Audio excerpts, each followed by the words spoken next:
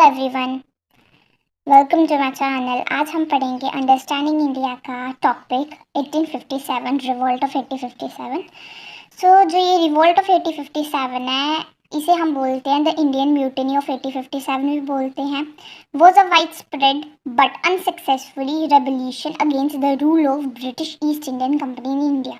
India में जो British की ईस्ट इंडियन कंपनी थी उसके अगेंस्ट किया था। रिवोल्ट किसने किया था? सिपॉइस ने। ठीक है, अब इसकी थोड़ी इंट्रो के बारे में बात कर लेते हैं कि it was the first expression of organization, वो भी कि ये भी ब्रिटिश ईस्ट इंडियन कंपनी के अगेंस्ट रिवोल्ट किया हुआ था। और ये जो रिवोल्ट है इसको कई नामों से जाना जाता है। जैसे आप बोल सकते हो द इंडियन म्यूटिनी के नाम से जाना जाता है, द ग्रेट रेवोल्यूशन भी बोला जाता है इसको, रिवोल्ट ऑफ 1857 भी बोला जाता है, और इसे फर्स्ट वॉर ऑफ इंडिपेंडेंस भी बोला जाता है, जो कि किसने बोला है? विनायक दामोदर सावरकर।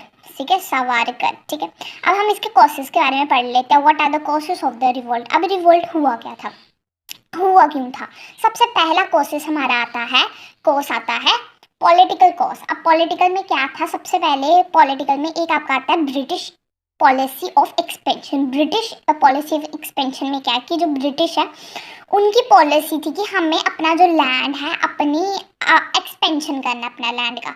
तो ब्रिटिश ने डॉक्ट्राइन ऑफ लैप्स जो है वो निकाली। उसमें क्या था? डॉक्ट्राइन ऑफ लैप्स में ये था कि कोई भी रूलर है, कोई भी किंग है, वो अपना अगर उनका अपना खुद का बेटा होगा तो वो उनको प्रॉपर्टी उनके हाथों में चले जाएगी। ठीक है, ऐसा होता है कि जैसे कि बाप होता है, जैसे कोई किंग है, उनका जो बेटा होता है, तो जब किंग की डेथ हो जाती है तो उसके बेटे के पास ऑटोमेटिक चले जाते हैं। बट डॉक्ट्राइन ऑफ लैप्स में था कि अगर उनका रियल बेटा है तब चले जाएंगे, बट अगर रियल नहीं है तो वो अडॉप्ट नहीं कर सकते। डॉक्ट्राइन में बेसिकली ये था कि अडॉप्ट नहीं कर सकते कोई भी किंग अपना बेटा। अगर उनका बेटा नहीं है तो वो डायरेक्टली जितनी भी प्रॉपर्टी है वो ब्रिटिश के नाम में चले जाएगी, उसको मिल जाएगी। ठीक है, ये था डॉक्ट्राइन ऑफ लैप्स में। Okay, I hope you clear.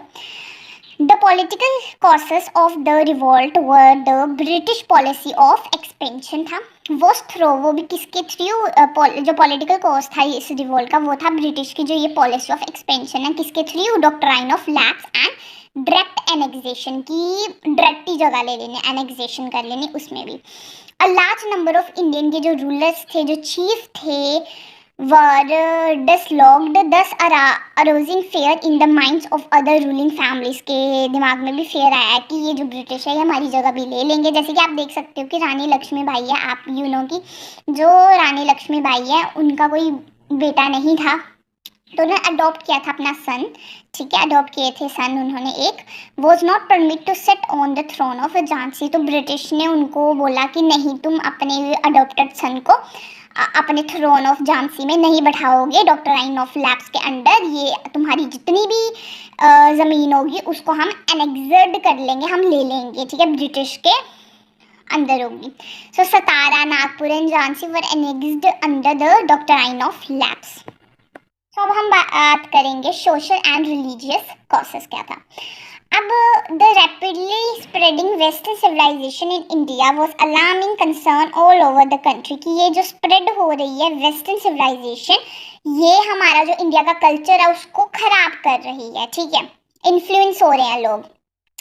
जैसे कि हम सबसे पहला पॉइंट पढ़ते हैं। An act in 1857 change the Hindu law of inheritance enabling a Hindu who had converted into Christianity to inherit his ancestral property। तो फर्स्ट में क्या बोला था?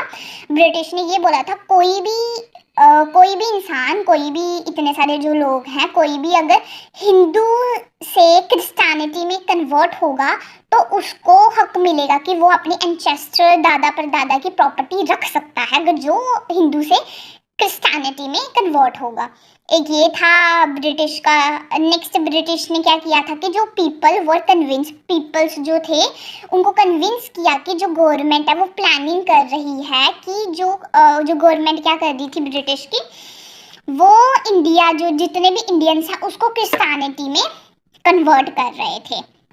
नेक्स्ट ब्रिटिश ने क्या किया, इनकी जो अबोलिश ऑफ, इन्होंने जैसे आपको पता है कि अबोलिश किया था practice like a sati, female infanticides and legalization, widow marriages उन्होंने बोला, और बिलीव, और लोगों ने ये सोचा कि ये जितना भी कर रहे हैं, अबॉलिश कर रहे हैं सती प्रैक्टिस, ये फीमेल इन्फेंटिसाइड, जितना भी विडो मैरिजेस कर रहे हैं, पीपल ने ये सोचा और बिलीव एज ये थ्रेट है to the established social structure. तो ये थ्रेट है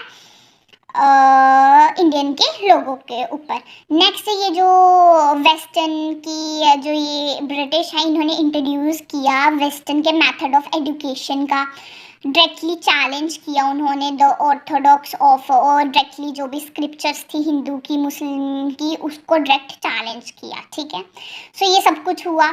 फिर बाद में सोशल और रिलीजियस कॉसेस क्या हुआ, इवन द इंट्रोडक्शन, ये जो इवन इन ब्रिटिश ने इंट्रोडक्शन किया रेलवेज का, टेलीग्राफ का, वॉज व्यूड विद सस्पिशंस, ठीक है। ये सब कुछ सोशल रिलीजियस कॉसेस का हुआ। नेक्स्ट हम बात करें इकोनॉमिक कॉसेस। अब इकोनॉमिक कॉसेस क्या हुआ कि इन रूरल एरिया में जो पीजेंट्स एंड जमींदार्स थे were infuriated by the heavy taxes on a land. अब जो पीजेंट्स थे, जो जमींदार थे, उनके ऊपर हैवी टैक्सेस लगाया गया। And the stringent method of revenue collection, ये एक मेथड था रेवेन्यू कलेक्ट करने का by the East Indian company.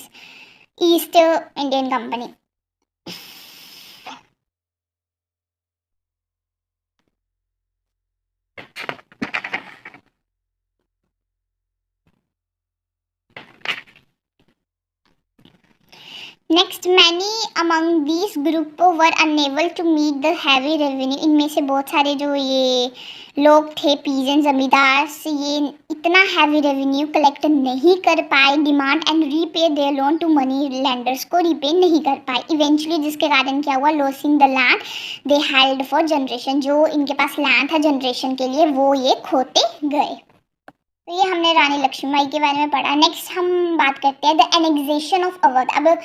अब ब्रिटिश ने क्या किया, हमने जो देखा लॉर्ड डलहौजी ने क्या किया था कि जो अवध है उसको एनेक्स्ड कर दिया ऑन द प्रीटेक्स्ट, क्या बोला कि माल एडमिनिस्ट्रेशन है लेफ्ट थाउजेंड, कि ये जो किंग है वो अपना काम सही से नहीं कर रहा है। उन्होंने जो ब्रिटिश है, उन्होंने ये रीज़न दिया कि अच्छी तरह किंग अपना काम नहीं कर रहा है, तो जिसके कारण जो किंग है उसको हटा दिया, ठीक है, और उसकी जगह जो ब्रिटिश है उन्होंने ले लिया, ठीक है। और जिसके कारण क्या हुआ कि जो किंग है उसके वहाँ जो भी काम करते थे वो भी जॉबलेस हो गए। Thousands of nobles, officials, retainers and soldiers जो थे वो जॉबलेस हो गए। तो ये सब कुछ हुआ। ओके, नेक्स्ट हम बात करते हैं डॉक्ट्राइन ऑफ लैप्स की। इसमें आपको बता दिया डॉक्ट्राइन ऑफ लैप्स क्या था। तो so the notable British technique, British की टेक्निक थी जिसे हम डॉक्ट्राइन ऑफ लैप्स बोलते हैं, वो फर्स्ट परपीरेटेड बाय, सबसे पहले किसने स्टार्ट की थी, सबसे पहले लॉर्ड डलहौजी ने किया था in late 1840s। It involve the British prohibiting Hindu ruler without a natural heir. तो ये वही आपको जो बताया कि जो हिंदू रूलर है, अगर उनका सक्सेसर है, उनका बेटा है, तो उसको प्रॉपर्टी अगर वो अडॉप्ट नहीं कर सकते बस अपना बेटा। तो नेक्स्ट ये जो इंडियन की हैंडीक्राफ्ट जो इंडस्ट्रीज थी वो कम्पीट नहीं कर पाई। ये जो वेस्टर्न की चीप मैन्युफैक्चर मशीन्स थी मेड, जो कि गुड्स बनाती थी फ्रॉम ब्रिटेन, ये जो प्रोसेस है इसे इंडस्ट्रियलाइजेशन बोला जाता है। तो ये भी एक रीज़न रहा इकोनॉमिक कॉसेस का, ठीक है। अब हम मिलिट्री की बात करते हैं। तो जो ये रिवोल्ट ऑफ 1857 हुआ, बिगेन एज अ सिपॉइस म्यूटनी जिसे बोला जाता है। जो इंडियन के सिपॉइस थे वो फॉर्म्ड करते थे, मोर देन 87% ब्रिटिश के टूल बनाते थे इन इंडिया में। बट स्टिल जो ब्रिटिश हैं, वो जो ये इंडियंस के सोल्जर हैं, लोग हैं, इनके जो इंडियन सिपॉइस हैं, इनको इन्फीरियर मानते थे और ब्रिटिश अपने आप को सुपीरियर मानते थे। ये एक पॉइंट हो गया। Next, as Indian sepoys were paid less than European sepoys of the same land. अब जो इंडियन के सिपॉइस थे उनको कम पैसे दिए जाते थे as compare to European sepoys. Okay, वो भी सेम रैंक के जो थे। They were required to serve in a area far away from their home. जो इंडियन के सिपॉइस थे उनको बोला जाता था कि तुम सर्व करो उन एरिया में जो तुम्हारे घर से बहुत ही दूर है, उधर फार अवे फ्रॉम देयर होम, वहाँ उनको बेचते थे, ठीक। इमीडिएट कॉज बोलते हैं इसका सबसे इम्पोर्टेंट है इमीडिएट कॉज, वो है इंसिडेंस ऑफ ग्रीस कार्टेजेस। एक र्यूमर स्प्रेड हुआ कि ये जो कार्टेजेस है new of the new Enfield rifles की ये ग्रीस्ड है, वो भी किससे, with the fat of a cow and pig. तो जो हिंदू है वो स्क्रेड एनिमल काउस को मानते हैं, जो मुस्लिम है वो स्क्रेड एनिमल पिग को मानते हैं। तो दोनों ने रिफ्यूज, दोनों बोथ हिंदू एंड मुस्लिम के सिपॉइस ने रिफ्यूज कर दिया टू यूज देम। तो ये अब हम बात करेंगे सेंटर्स ऑफ रिवोल्ट। रिवोल्ट के सेंटर कहाँ कहाँ हैं। सबसे पहले आप देख सकते हो लखनऊ में एक सेंटर है। लखनऊ क्या है, it was a capital of Awadh, Awadh की कैपिटल है। और जो बेगम हजरत महल है वो कौन है, one of the Begum of x king Awadh, Awadh के जो जिस किंग को उन्होंने निकाल दिया था ब्रिटिश ने, उन किंग की बेगम है, उन किंग की वाइफ है बेगम हजरत महल। उन्होंने टुक किया अब द लीडरशिप ली ऑफ द रिवोल्ट, लखनऊ से ये थे।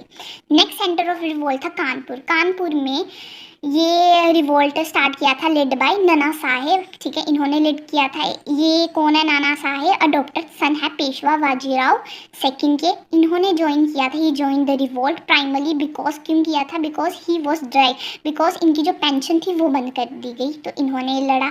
नेक्स्ट हम बात करते हैं झांसी की। तो झांसी रानी लक्ष्मीबाई जो थी उन्होंने झांसी से वो लड़े। सो द 22 ईयर्स ओल्ड रानी लक्ष्मीबाई ने लीड किया रेबल, क्यों किया, बिकॉज उनको ब्रिटिश ने रिफ्यूज़ कर दिया उनके जो बेटे हैं डॉक्टर सन को एक्सेप्ट करने से, ठीक है। नेक्स्ट बिहार से आप देख सकते हो revolt was led by Kunwar Singh who belong to a royal house of Jagdishpur Bihar. Why did revolt fail, ये जो रिवोल्ट है ये फेल क्यों हुआ, तो इसके कुछ रीज़न हैं, 4 रीज़न हम बात करते हैं। सबसे पहले है लिमिटेड अपराइजिंग। अब ये जो था रिवोल्ट ये पूरी की पूरी कंट्री में स्प्रेड नहीं हुआ था, कुछ पार्टी इफेक्टेड थे, ओके। नेक्स्ट हम बात करते हैं नो इफेक्टिव लीडरशिप। तो ये बात किया जाता है कि जो ये रेबल है लैक्ड एंड इफेक्टिव लीडरशिप नहीं था कोई। हम देखें रीज़न तो लिमिटेड रिसोर्सेज थे। नेक्स्ट है no participation of middle classes जो थे, जैसे कि इंग्लिश एजुकेटेड मिडिल क्लास जो थे, रिच मर्चेंट थे, ट्रेडर थे, जमींदार थे, उन्होंने हेल्प ब्रिटिश की ताकि सप्रेस कर पाए इस रिवोल्ट के। तो ये कुछ रीजंस हैं कि रिवोल्ट फेल हो गया, okay. I hope you like my video.